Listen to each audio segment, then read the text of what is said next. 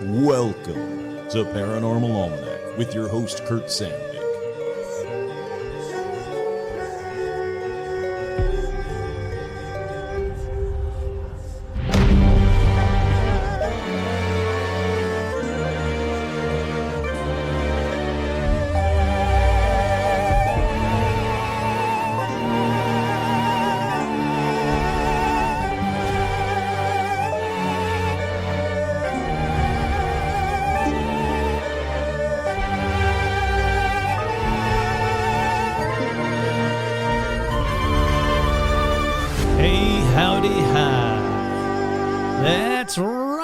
Welcome to another edition of Paranormal Almanac.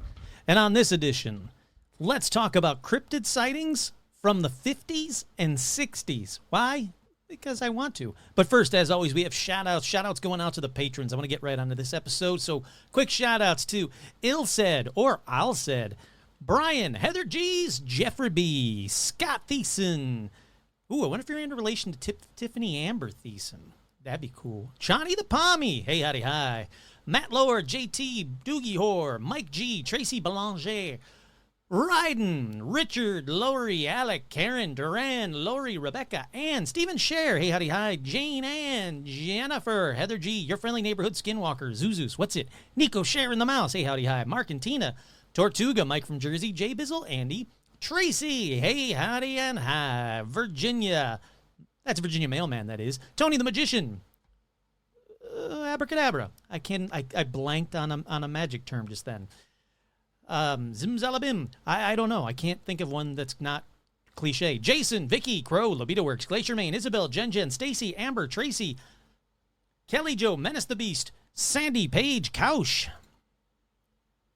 Bentman, 666, Scott, Andrea, Melody, Vanessa, Marisol, Liam, Becca, Jake, Charlotte, and the Beasties, Elizabeth, Sherry, Art Muffin, Tim, Kenneth, Alexandra, George, Zozo the Demon, Hayden, Cindy, Ashley, Carrie, Robin, Will, Lauren, Russell, Isabel, Audra, Dorian, Cindy, Paula, Jerry, Jeff T, Joe, Lawrence, Melissa, the Lawrence Strawn, hey, howdy, hi, Veronica, Autumn, J. Mark, Carolyn, Jaden, Anashi, Todd, Jamie, and Elijah Hendrickson, Dan, Laura Pitts, and the one and only hey, howdy, hi to Gamer Fan.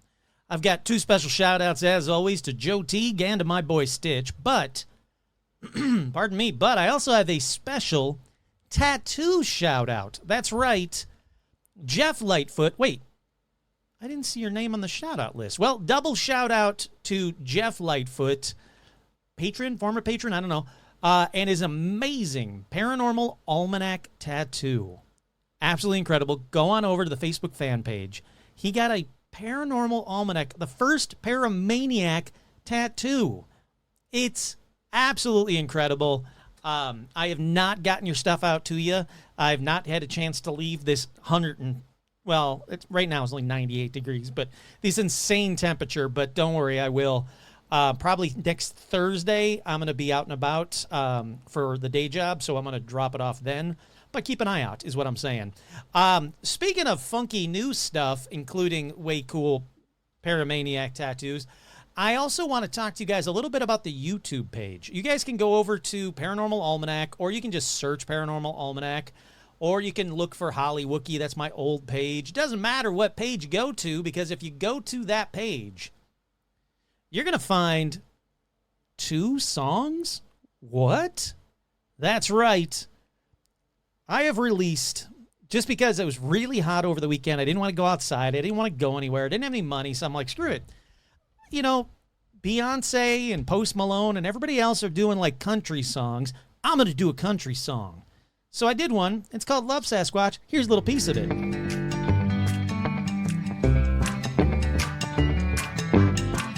I saw you in the woods. You were looking kind of good. For a second I mistook you sexy hairy-ass Bigfoot. Long hair and those eyes, hairy back and thick-ass thighs. You grab me by my crotch, I'll always call you my Sasquatch. I'll always call you my Love Sasquatch. There's just a sample of Love Sasquatch by Paranormal Almanac, the first of 5. I forget how many songs I've done now, but 4 or 5, 6, I don't know. Doesn't matter. They'll release them all. And then I released today, 8 hours ago, the second song in the Paranormal Almanac Why Are You Making an Album series. It's called Nessie. Not a monster. Not a monster.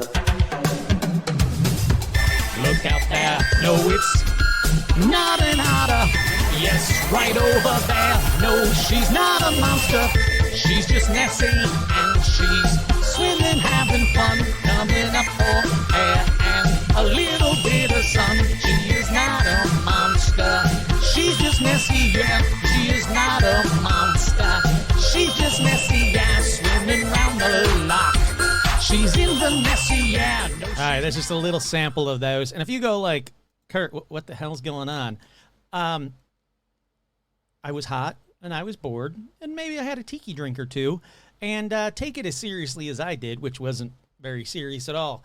But so you can find those on YouTube. Once again, you can just search Paranormal Almanac or buy Paranormal Almanac or Nessie Spotted and Love Sasquatch, the first 2 songs that are out on YouTube. The patrons got to choose what the second song was going to be. I'm not going to tell you what their choices were because you got to be a patron to find that information out. But yeah, so they got to choose what the second song was, the second single was, and I think theoretically they've just because it was a poll, we've pretty much figured out what the next song will probably be that's going to be released. But the goal is, here's the goal. If you want to hear the next song, and I don't know why anybody would, but if you want to hear the next song, as soon as Nessie Spotted by Paranormal Almanac on YouTube gets 100 views, I don't care if that's one person viewing it 100 times, 100 people viewing it one time, 1,000 people viewing 10 seconds of it and going, God, this is awful, whatever. Whatever gets me to 100 views, as soon as it hits 100 views, the next single comes out. As soon as that one hits 100 views, the next one will come out. And if they don't hit 100 views after a week, well, then it'll be every week the next single will come out.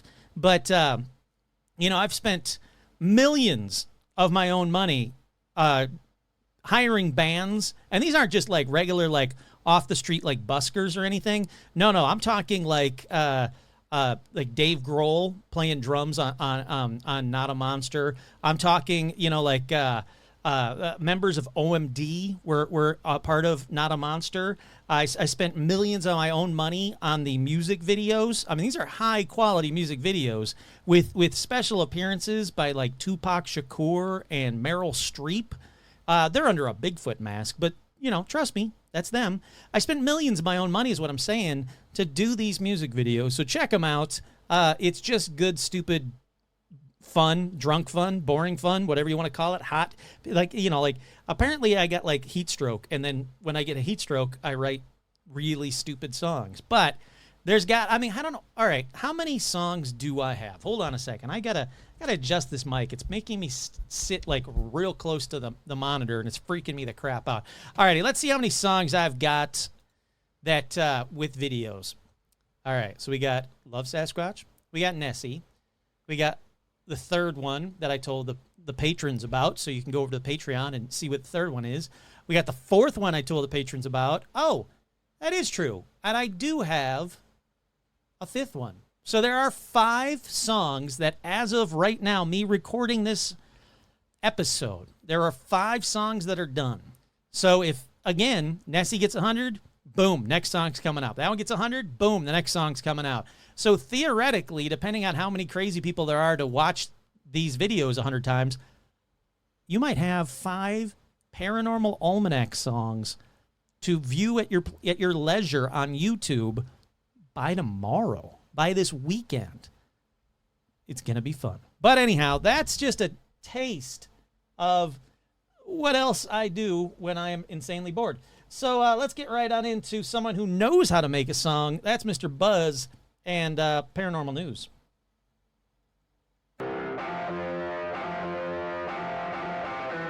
Have you ever seen Bigfoot riding on the back of Nessie while being sucked up into the sky by a UFO, all to the soundtrack of a choir of ghost cats, being led by a black-eyed child? Is this story true? Well, there's only one place you're gonna find out. Get all my news from Paranormal News. Listen carefully for the clues. The stories are strange and bizarre. It makes you wonder just who we are. This is Paranormal News. Paranormal News. There's something in the shadows. Take it away, Kurt. I sure will, Buzz. And that, my friends, is how you do a freaking song.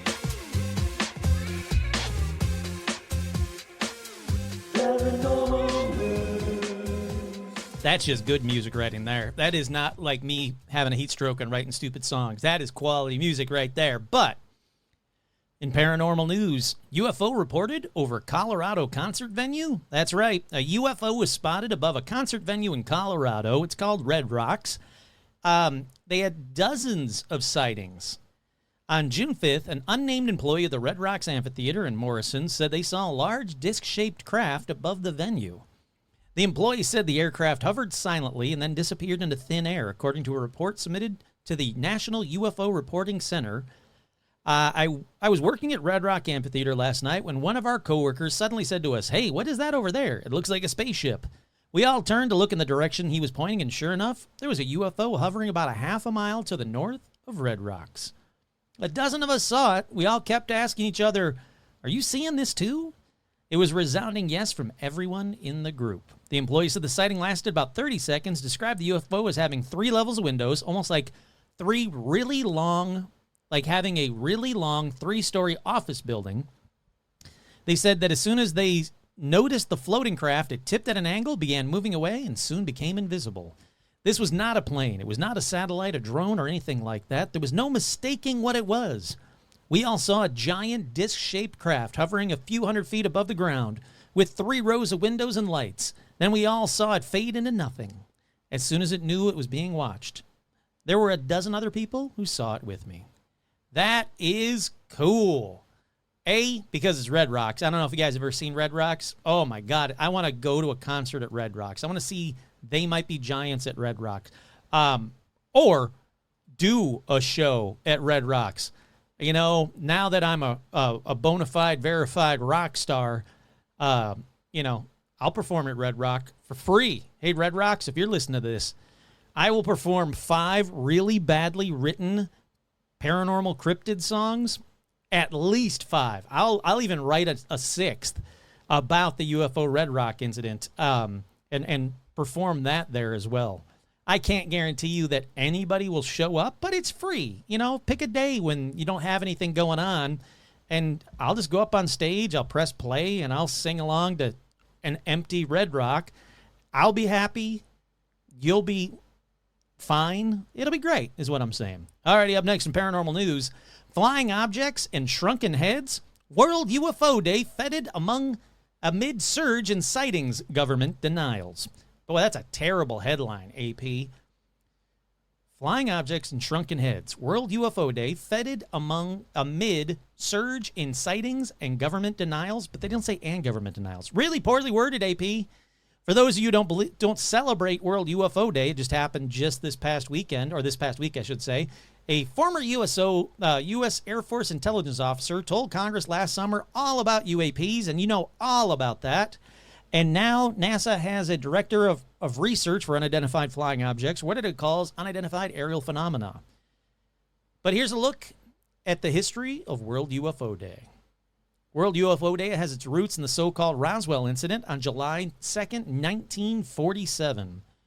On that date, something crashed at what was then the J.B. Foster Ranch. J.B. Foster, that name doesn't sound right. I thought it wasn't Brazel's Ranch? I don't know about that. I'm questioning that. There are reports that the U.S. military had recovered a flying disc, but officials soon later said the debris was merely the remnants of a high-altitude weather balloon. Bullshit. We all know about UFO Day. I just wanted to say happy belated World UFO Day. So there you go. Up next in paranormal news, are UFOs real? What the Pentagon has learned. The most common misconception is that UFOs are all the same thing and that they're all extraterrestrial, and neither of these are true, said one government expert. This was published on July 2nd. It's all brand new, supposedly. It goes on to say that July 2nd marks World UFO Day. We just talked about that. A day celebrated in creating awareness for unidentified objects in the sky. And my brother's birthday, but that has nothing to do with UFOs. The U.S. Department of Defense and the Pentagon shared in public reports that it has been examining more than 800 sightings of UFOs. Dr. Sean Kirkpatrick, who works at AARO, which investigates these flying objects, told ABC News in 2023 that people are quick to jump to conclusions when they see these objects. The most common misconception is that UFOs are all the same thing and they're all extraterrestrial, and neither of these are true. He said that a majority are really explainable. He said, I have a full range of hypotheses. On one end of the spectrum, it's advanced technology that's coming from an adversary. Right in the middle, I have all my known objects, balloons, drones, birds, whatnot. And on the far end of that spectrum, we have extraterrestrials. I think that's cool and a great way of saying it. Not everything that's unidentified is a UFO or is unidentified as an alien. Up next in paranormal news, Bigfoot sightings result in gunfire. Come on, guys. Clearly, enough people are not listening to my podcast. Bigfoot sightings result in gunfire. We are not believers. What? Wait a second. This says it's 2024, but it happened in 2019. If it happened in 2019, I've already talked about it. So we're moving on. No old news in this paranormal news. Up next in paranormal news. Oh, it better be from this. Yeah, okay, it is. This one's good. Is this the Loch Ness Monster? Kurt, not a monster. Veteran beast hunter says he was left dumbfounded by hump spotted on webcam trained on the Scottish Lake. A veteran beast hunter has said he was left dumbfounded as webcam trained on Loch Ness apparently captured a new sighting of the infamous monster. That's right. Ian O'Fadigan. Owen O'Fadigan was watching the water on a live stream from his home in Ireland when he spotted a mysterious hump. So, nope, that's not what I want. Hold on. That's right. Owen O'Fadigan. Good on you, sir. He spotted Nessie yet again. He said, I was a bit dumbfounded that it did not dissolve into nothing, but kept materializing ever more distinct and blacker. That's what she said. Congrats. Anytime he's in the news, he's going to be in my news. He's the best. Get out there and watch for him. You don't have to go to Loch Ness to see Nessie. If one thing is very clear, you do not have to do that. You can watch it from home, and you'll spot Nessie if you watch it long enough like he does. All righty, that's the end of paranormal news. I want to get into this episode. I have no idea how long this episode will be, but I want to get into it because it's 1,000,000 degrees out, and it's not getting any cooler, so I figured let's just barrel through. Head on over to tpublic.com/stores/paranormal-almanac for even more new merch. That's right. tpublic.com/stores/paranormal-almanac. There's a crap ton of new merch and more being added pretty much weekly. We'll take a quick break. We'll be right back with more Paranormal Almanac.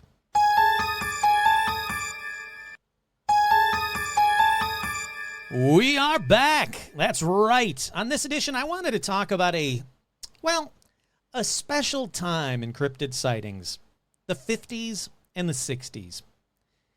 It was a simpler time, a more innocent time, but wow, when people saw cryptids, it was a wacky, bizarre time too.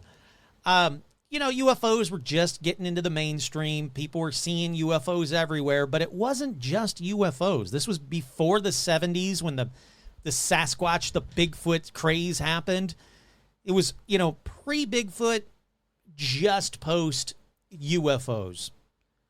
But they saw some wacky stuff out there. And there are a lot of people, me included, that think we were seeing these cryptids because, this was a really, really big expansion of the United States. Sure, we've been a country for a while, but the 50s, people were buying homes. They were knocking down lumber and making new, not making new land, but clearing new land for people to build their homes.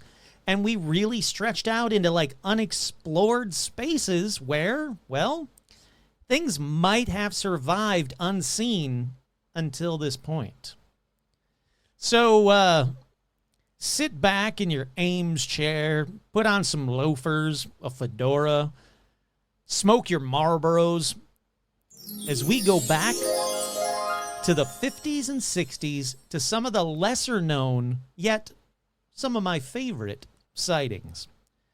Alrighty, like I said, we're going to go way back to January 29th, 1959 to Richmond, Ohio for this first one. And that was when an unnamed man called the Ohio Claremont County. It's probably Claremont. I forgot to check, so as always, let's find out how the hell you say it so everybody doesn't get mad at me right off the bat. You're making fun of Ohio. No, I'm not. I swear I'm not.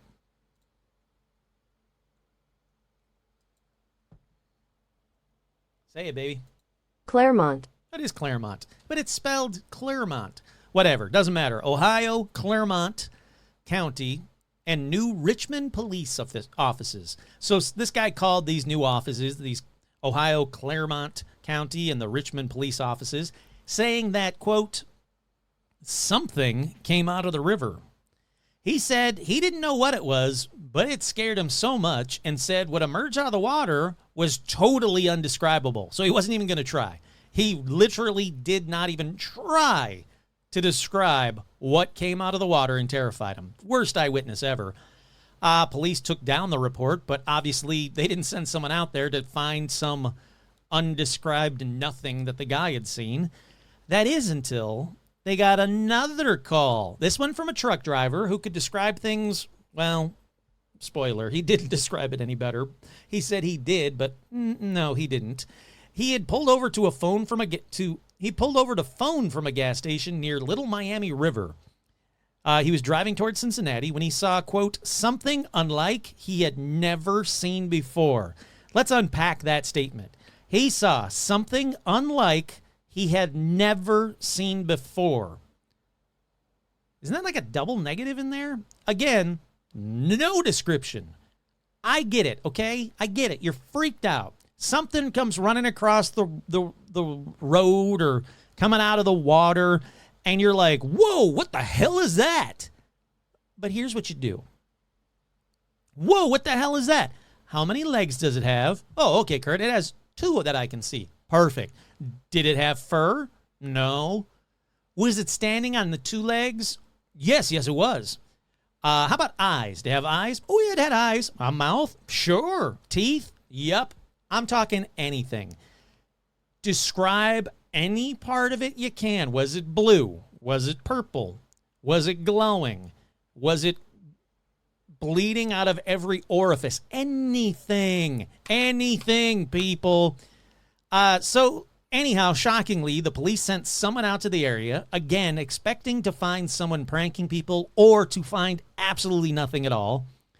The dispatcher, Frank B. Heisler, who took the report, claimed that those on the phone did seem seriously shaken and disturbed, as strange and as nondescript as the reports were. But then get this.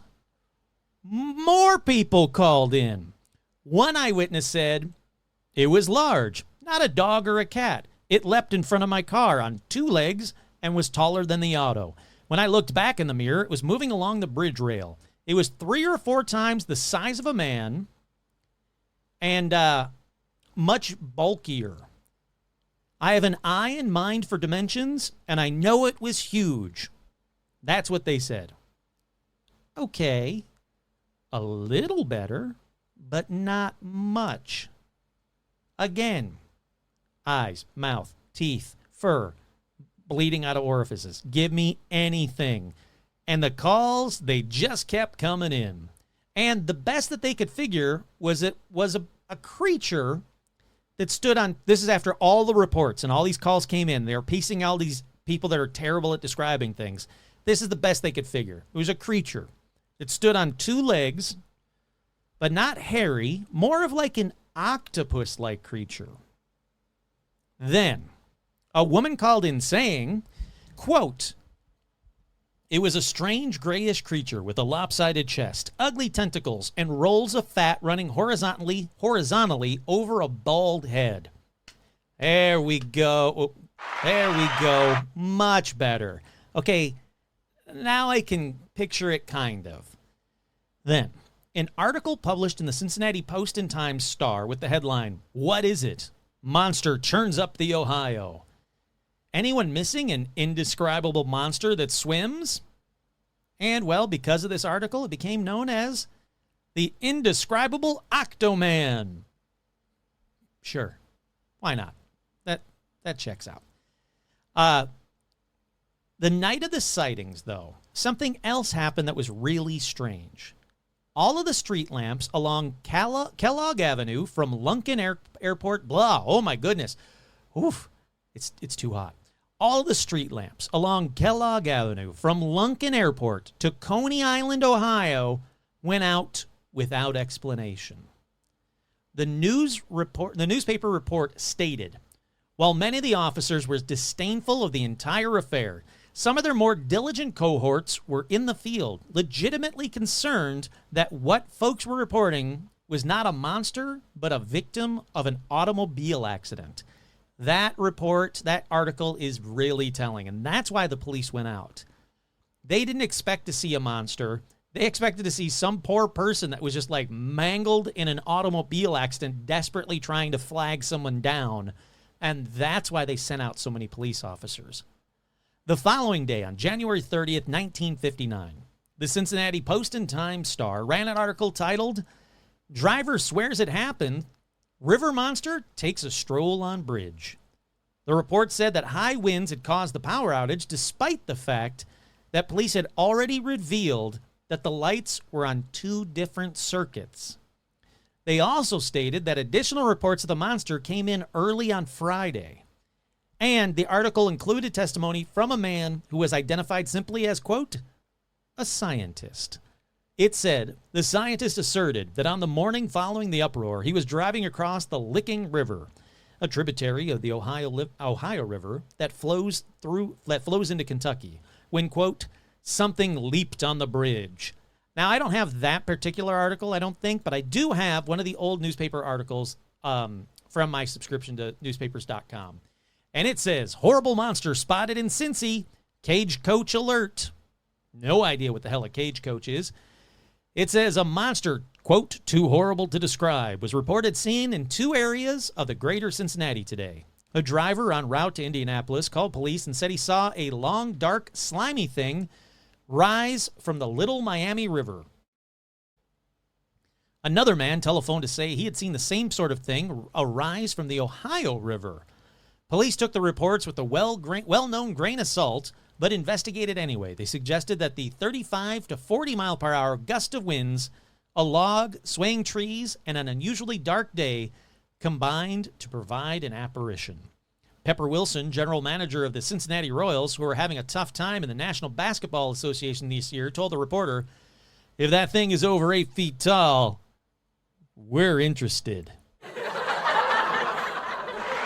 That's right. That's right. He made a little joke, made a little funny in the newspaper about some weird, creepy, indescribable monster. Then, that's it from the article. Then, a young woman claimed to have seen the, quote, the thing in a creek near the Fort Thomas pumping station near the Ohio River in Kentucky, saying, we saw that thing this morning. Now you're going to put my name in the paper and call me a crackpot? See, that's why people don't report this crap. You got to get rid of the stigma and people will report stuff. But that same day, less than 5 miles away in Covington, Kentucky, another woman saw the creature. She eventually gave a report about it years later, saying it had cellulite lobes running up its bare skull. It was slimy, shuffling, but it could jump or leap. That's a horribly gross description of this poor thing. Cellulite lobes running up its bare skull. All right. In the book, The Bigfoot Casebook, and I'll explain why it's in that book in a second, it says that a motorist by the name of George Wagner claimed to have seen a huge 2-legged creature walking on a bridge over the Ohio River sometime in February of 1959 near Covington, Kentucky, and that And that was it. That was the last. Oh, I'm sorry. I get it. That was it. That was the last time. I was like, what the hell am I trying to say right here? That was it. That was the last time it was supposedly seen. Why was it written about in the Bigfoot casebook? Well, because it's so indescribable, it's just been lumped in with a Bigfoot report. None of this description sounds Bigfoot-like to me, but it's now thrown into Bigfoot reports. In fact, if you look up a lot of Bigfoot reports in Ohio in 59, this is going to be at least 2 or 3 of them. Some people, though, think, yeah, it's not a Bigfoot, but you know what it could be? It could be a Loveland Frogman. I don't know if you guys remember the Loveland Frogman. I did an episode about it a while ago. It's from that same area. Yeah, it could be. I think it's an entirely new creature. I'm leaning towards a new cryptid, or if it is a Loveland Frogman, it is a way mutated Loveland Frogman. I don't know what was going on in those tributaries back in the 50s. Maybe it was like a bunch of chemicals, but it ain't no regular frogman is what I'm saying. Well, now we're going to stick in Ohio for a minute longer, though. I want to talk about another creature known as the green-clawed beast. Now, it was seen in or near the Ohio River again on August 21st, 1955, first by Naomi Johnson. She was out swimming with a friend when she had, quote, a terrifying encounter with a hideous creature. That's because beneath the surface of the Ohio River near Evansville, Indiana, she said that she was suddenly clutched around her knee and dragged beneath the waves by a large, hairy, claw-like hand. Now, she broke free, started swimming frantically to her friend's inner tube when the hairy claw grabbed her again, pulled her under again. Again, she manages to break free. Good on you, Naomi. And she got up to the inner tube, and it swam away as soon as she got up on the inner tube. Now, she said the claw left a imprint on her leg that lasted for days. She said she never actually saw what it was because it was submerged the entire time, but that it was enough for her. It was big enough, it was scary enough, and it was hairy and it was clawed. And she said she made it back to shore and swore that she would never swim in the Ohio River again. Yeah, nor would anybody else. It's another one encounter only kind of creature in the same area, but take this next part with a huge grain of salt, and I mean a huge grain of salt. But some sites say that after her encounter, after her big imprint of the claw-like hand on her leg being pulled under a couple of times, she went back home, that a colonel in the U.S. Air Force paid a visit to her home and interviewed her and her family all about the attack. When the colonel finished questioning the Johnsons, he told them in no uncertain terms to never speak to anyone of her encounter ever again. Why? Well, if you go down that rabbit hole, because it doesn't make any sense. It's not a Man in Black. It's a guy in an Air Force outfit. But if you go down that rabbit hole, again, grain of salt it, there was a UFO that was sighted roughly in that same area either the night before or the day of the attack. So some people are like, aha, so it was an alien. The Air Force was, keeping monitors on the alien, and they went to tell her, like, we know it was an alien that had a big, hairy, clawed hand and pulled you underwater for some strange, unknown reason. Don't tell anybody. All right. I don't buy it. But again, grain of salt. I can't prove it didn't happen. There are a lot of sites that say it did, so who knows? But this next one, well, all right, I'm just going to tell you about it first. This next one is from February 13th, 1958, from Antarctica. But it might be a hoax from the early 2000s. The more research I did, the less I think this one is real. But again, I couldn't 100% disprove it, so here we go, but it's probably a hoax. This one says, the crew of the Soya, a Japanese research vessel, were out in Lutzow Bay in Antarctica on February 13th, 1958, when the crew saw a massive sea creature, and I mean massive. The crew said it was, quote, truly gigantic sea mammal covered in hair with a face like a cow or maybe a monkey, but it had pointed ears. It also had a large saw-shaped dorsal fin. They said they watched it for a while, then it went under, and they never saw it again. Some people think what the crew saw that one and only time it was seen was a ninjin. But I can tell you, the ninjin is 100% an internet hoax started in the early 2000s. I can't find a record prior to 2000 about the ninjin. That one I know is bullshit. 100% debunked. But this encounter, I can't find anything about this encounter prior to 2000 either. So I don't know if it was created around the same time as the ninjin or if the ninjin was created because of this sighting. So I'm about like 75% that this whole sighting is crap. I'm 100% that the ninjin's crap. I can't find any crew names or anything that clearly proves to me it's real. But I can tell you that the soya is real. It did serve in Antarctica in the 1950s. There is every strong indication that they saw some unknown sea mammal. So I just don't know what to believe. I'm going to leave that one up to you guys. Is the soya encounter just as much BS as the ninjin? Again, the ninjin, I know, is 100% internet hoax BS. I don't know. But this next one, well, this next one is definitely from 1959, March 28th to be exact. We go back to Ohio. It was a weird, wacky time to live in Ohio, I can tell you that. Mansfield, Ohio for this one.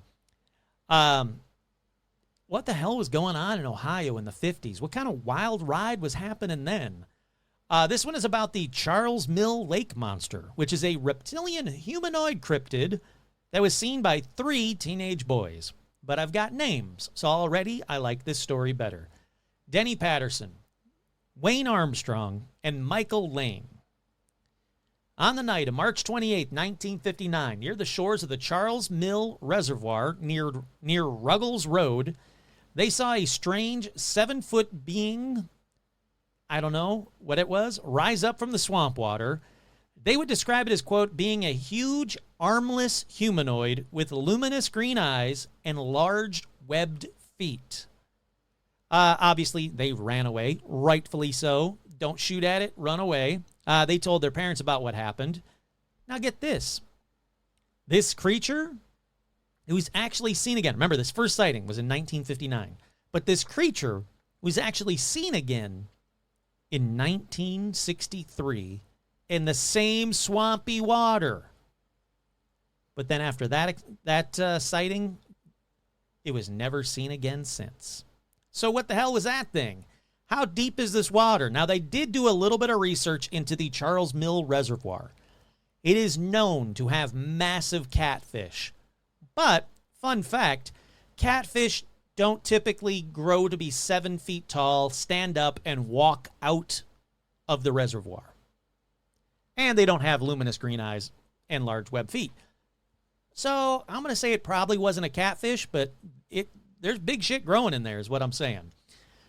Alrighty, up next we go to September 17th, 1965, to the Han River in Da Nang, Vietnam, when 2 personnel from the 311th Air Commando Squadron, as well as members of the Marine Corps, were leaving the base in a helicopter when they see swimming in the Da Nang a huge sea serpent or snake. So they get a little lower for a closer look to see a bright yellow serpent-like thing with 4 large flippers and a huge tail that is swishing back and forth, making a wake, thrusting it through the water. The report said, they said the creature was at least 80 feet long. And that was the last time it was spotted. Or was it? Huh? Okay, the reason I say or was it is because there is a cryptid in that very area that has been seen a lot before this sighting and well after this sighting. Now, it's called the Serpent of Halong Bay, or the conrit, or even the Tarrasque. This sea monster is described as more insect-like than fish. It was referred to as a conrit, a term that means millipede, and it has rows of armor instead of scales like a fish. In 1883, several Vietnamese men found a decapitated carcass that had washed ashore at Hong Gai, Vietnam. Now, the head was gone, but the body was formed of segmented joints that, quote, rang like sheet metal when struck. According to the account, they said that the carcass smelled so bad that it had to be towed away into the sea. Then, in 1899, the HMS Narcissus was traveling near Cape Falcon, Algeria, when several of the soldiers aboard sighted what they called a sea monster. They estimated it to be roughly around 135 feet in length, claimed that the creature possessed an immense number of fins, which they said propelled it through the water with enough speed to keep pace with the ship. They observed the creature for nearly 30 minutes before it sank beneath the surface and disappeared. Then, between 1893 and 1915, back in Vietnam, there were 8 other sightings of the Ha Long Bay monster. And it wasn't just from, like, merchants. Officers, crewmen of the vessels like La Moutine, Huron, Vauban, Charles Hardouin, the Guidon, and the Chateau Renaud, the Hanoi, the La Decida, all came forward with accounts that matched each other. Unknowingly to these people, when they did the report, it lined up perfectly with the next report, the next report, the next report. The ship Avalanche actually logged 3 separate sightings of 2 such millipede monsters, so there's not just one of these things, which had been swimming in tandem near the Phi Si Long archipelago. But I'm not done yet, because in 1921, a ship called the Tran Van Khan saw it in Ha Long Bay, and close up too. I'm talking real close up. It was dead. It had washed up on the shore, and people came from all around to see the conrit. Now, one eyewitness said, but I'm going to say this. This has been translated a few times, so don't trust it 100%, grain of salt it a little bit. But virtually every article has this quote. One eyewitness said, "It was a carcass in very advanced state of putrefaction. The head had gone. The body alone was 60 feet long by 3 feet wide. The animal was formed of successive segments, almost all alike one another. Each segment was 2 feet long and 3 feet wide and had a pair of appendages." The appendages were 2 feet 4 inches long. The tegments, I don't know what that is. The tegments were of a remarkable consistency and rang like sheet metal, just like the other report, when hit with a stick. The color of this tegmentary envelope was dark brown on the dorsal surface and light yellow on the ventral surface. So it does match what the patrolman saw.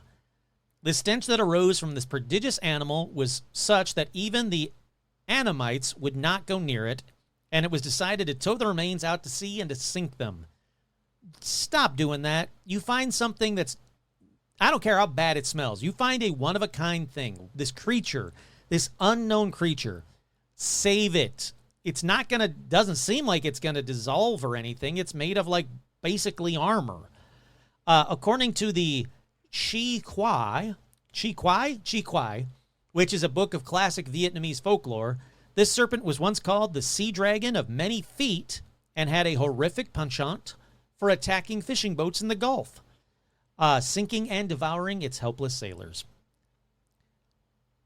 Now, Vietnamese that have witnessed the serpent or its carcass were shown pictures of an oarfish. I thought that was really smart. And they said, no, that is not what they saw. The oarfish was fish-like. This is very much like a millipede.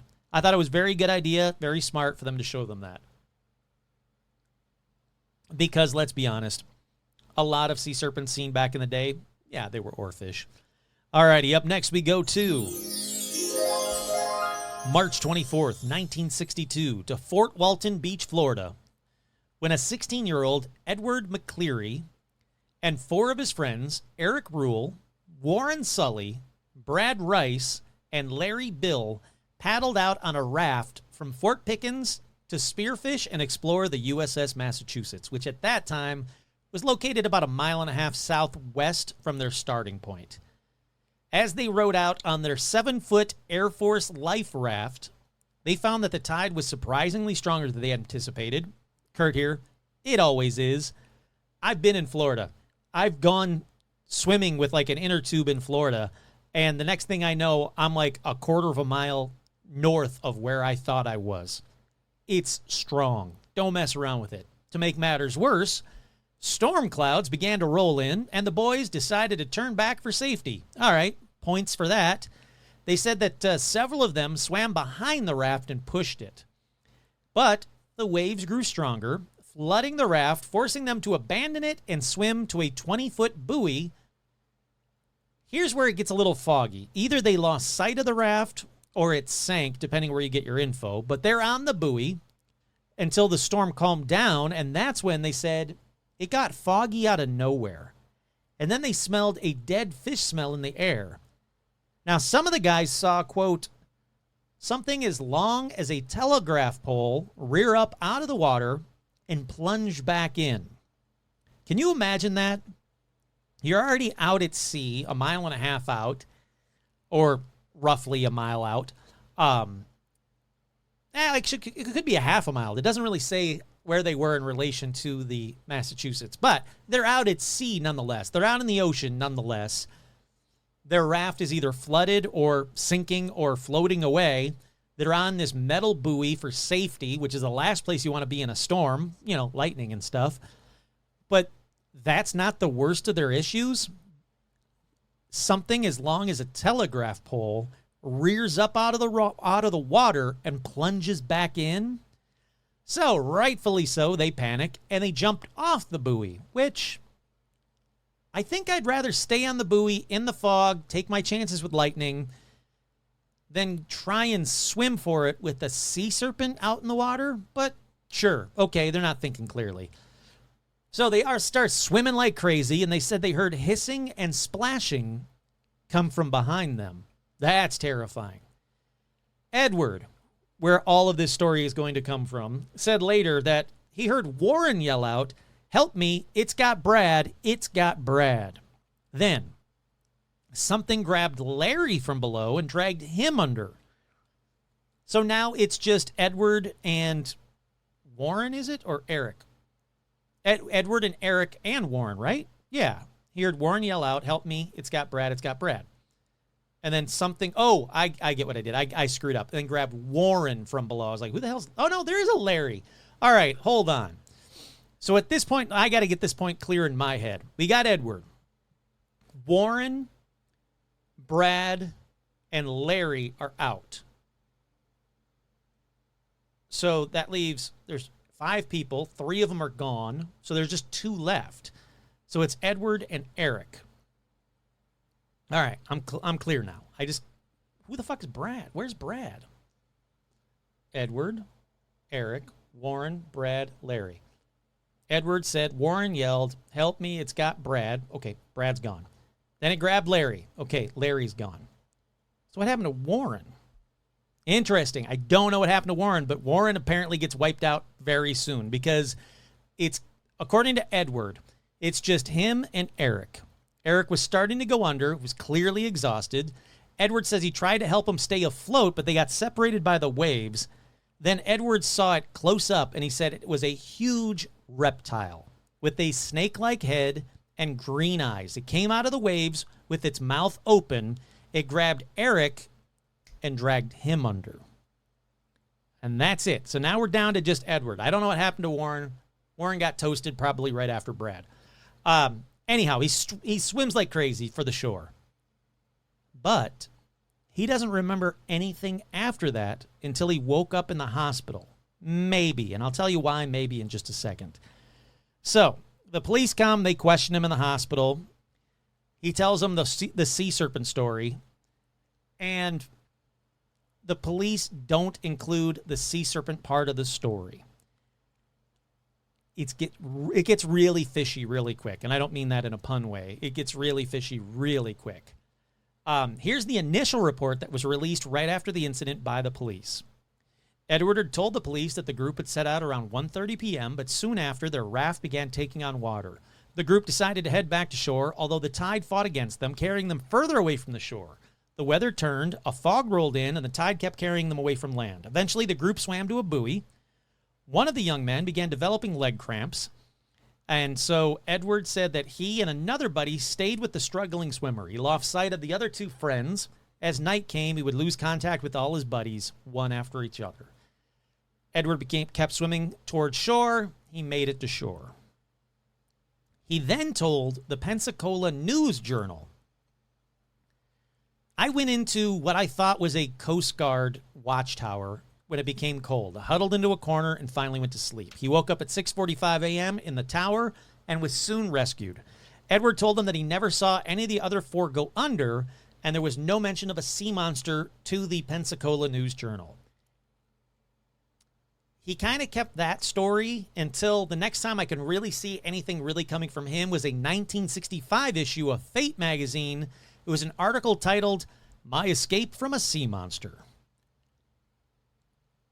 So I got to ask, let me pause right here to ask, what's the truth? I mean, it's really hard to say. I can't find any interviews where the police admitted they left out a sea serpent stuff.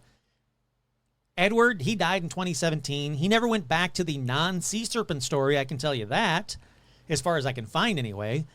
My guess is that everybody that's involved with this story have now died or weren't privy to Edward's initial story. It would just be the police officers and Edward at the hospital, maybe a nurse, maybe a doctor, but none of them ever came forward. So again, I'm going to let you guys decide. What do you think happened? Do you think that it was a sea serpent that one by one picked him and his friends off?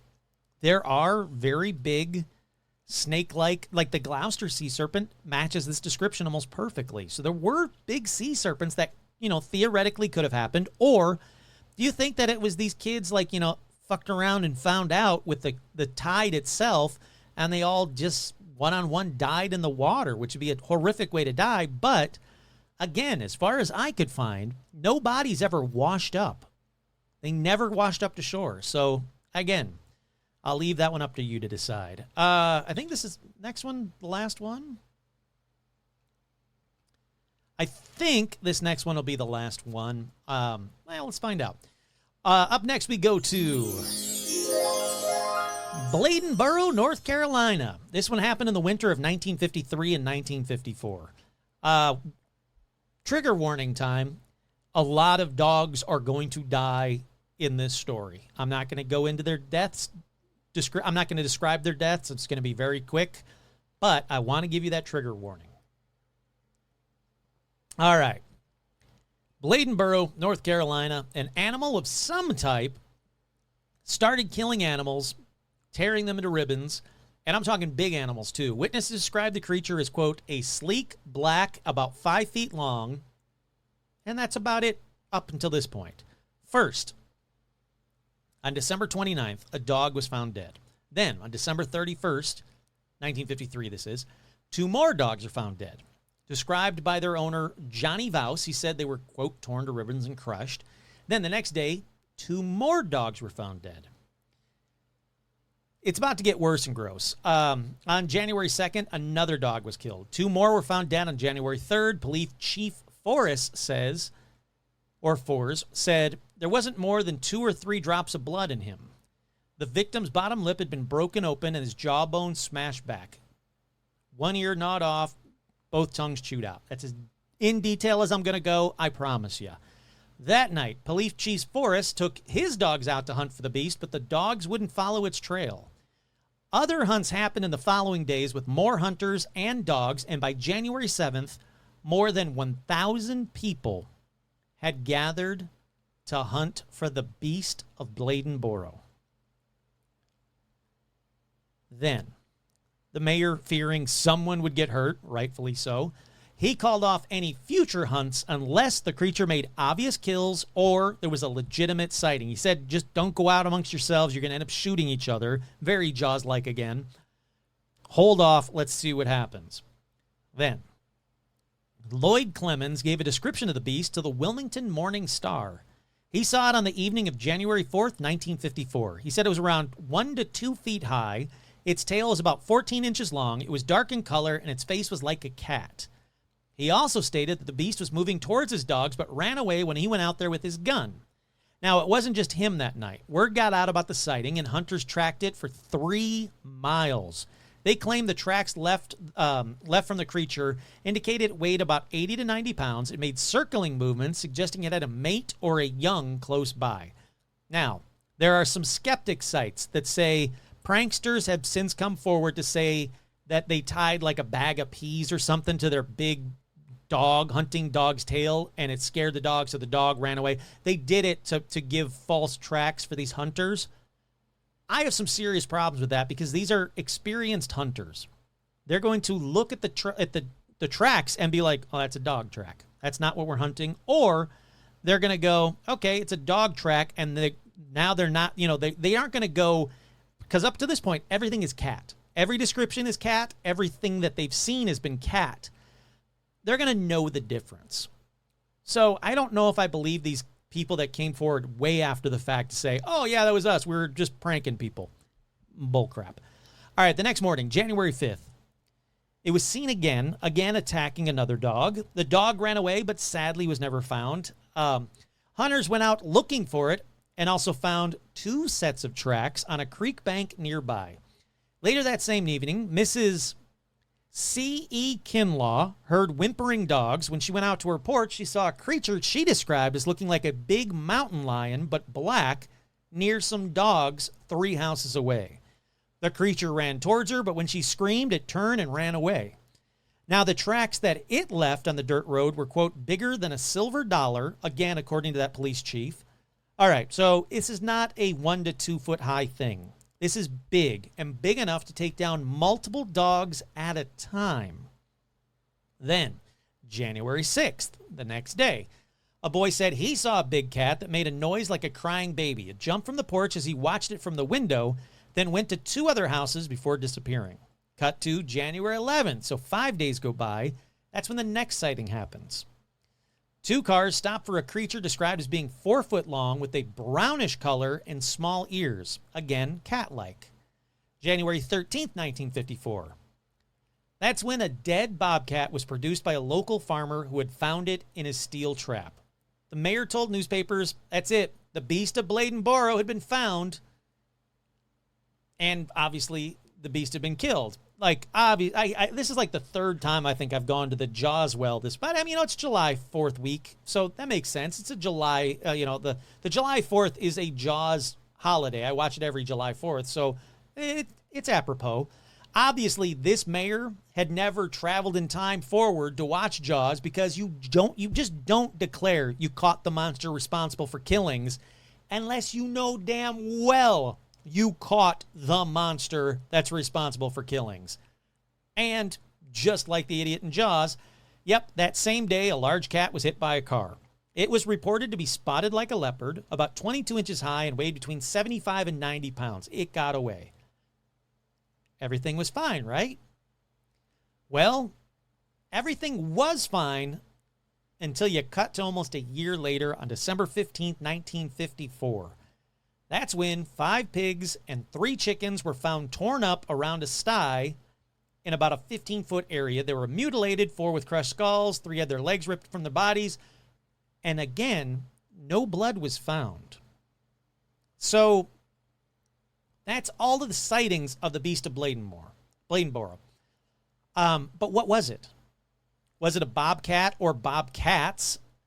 Well, a lot of people think obviously it must have been. There was tons of bobcats in that area. It could have been a bunch of bobcats doing this very un-bobcat-like thing. But the descriptions don't match. They just don't match. Local people knew what bobcats looked like. They were everywhere in the area, and no one said, oh, you know what I saw? I saw a bobcat. Not one. All descriptions were large feline, though. So, again, their other possible explanations don't match either. Wolves. Nope. Not a large feline. Not black. Coyotes. Nope. Rabid dogs. Nope. Wolverines. Nope. And I don't mean like Hugh Jackman. I mean the animal, the Wolverine. Nothing. And I mean nothing matches Hugh Grant. Can you imagine Hugh Grant as Wolverine? Now that's all I can picture in my mind.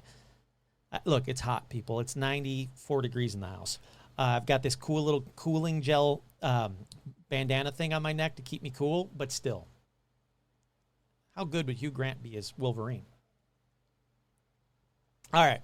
What I'm trying to say is none of the things that people say it could have been match the descriptions of what was seen. The only thing that was close to the description, there was an ocelot that was killed on a highway nearby-ish during the killings. Now, depending on where you get your info, there's some rumors that an ocelot escaped from a zoo in 1951. But this happened in 1953. It wasn't seen for 2 years. Then all of a sudden it went on a killing spree. I don't know. I don't buy it. Grain of salt that. Another theory, though, that I kind of I'm in this camp, is that it was thought to be an extinct Carolina panther. The reason they think that is, there's this guy named Lieutenant Matt Hester. He said, he's from the area, he said he has actually seen a panther-like creature while on night patrol at least once. He said that the thing I saw was a panther. No doubt in my mind, it's in the same area, around the same time. There are supposedly panther cryptids that are seen, this Carolina panther. He said, the thing that I saw was a panther, no doubt in my mind. And here's an interview from a local area news site years after the incident. C.A. Ludlam, Bladenborough's animal, I don't know if it's Bladenborough or Bladenborough, but I'm going to say Bladenborough. Bladenborough's animal control officer was a small child when the Beast of Bladenborough became national news. But he's convinced panthers do exist in the wilds of Bladen County. He has received numerous reports through the years of big cats with long tails and has seen the wild cats himself. He said, I'm not talking about a bobcat. These things are big, with tails 2 or 3 feet long. When the big swamp flooded several years ago after Hurricane Hazel, he said that he and several of his cousins spent nights near a relative's hog pen, keeping a bonfire blazing and standing guard with a rifle. Each night, he said, they could hear a large animal breathing heavily and occasionally screaming in the woods near the hog pen, very feline-like. He said they don't like fire. We never saw one, but we sure heard him enough. He said the cat made a sound like a baby crying and occasionally screamed like a hurt woman. He said once you've heard one, you don't mistake it for anything else. Goes on to say later on he used to regularly spot at least one large cat near the Crawley Swamp near NC 410. Said they stand about 2 or 3 feet tall. They have shoulders like a bulldog with a long tail. They could clear the road in just 1 or 2 leaps. Their fur is kind of brownish blackish. But he said he hasn't seen one for years. He thinks that the cats usually live in the deep swamps of southwestern Bladen and moved around when the high water or logging operations disturbed them. He said people started saying they were seeing wildcats when the Red Hill Swamp near Clarkston was timbered. I don't know. He goes on to say in the recent years he has investigated reports of large cats near the primary school, the Bladenboro Airport, and off of Butler Mill Road at the edge of town. Some of the reports have turned out to be bobcats, he said, but other times the animals couldn't be explained. I am satisfied now that there's something like a cougar or a panther out there. I know there's been a lot of jokes and pranks about it, but there's a lot more that hasn't been explained away. That is bizarre. That is seriously bizarre. You know what? We're at an hour. I think that'll do it for this week's episode. There's plenty more of these stories. Maybe I'll do a Patreon episode. Maybe I'll save it for a future episode. I don't know. But trust me when I say the 50s and the 60s have a ton of bizarre paranormal sightings that really kind of haven't been matched to this day. It was a bizarre, weird time, especially in the Midwest or the middle part of the country. But what do you guys think? Some of those you got to decide for yourself. I'm not going to do it for you. So you tell me, were they real or were they internet hoaxes? Once again, I'm your host, Kurt Savig, and this has been another edition of Paranormal Almanac.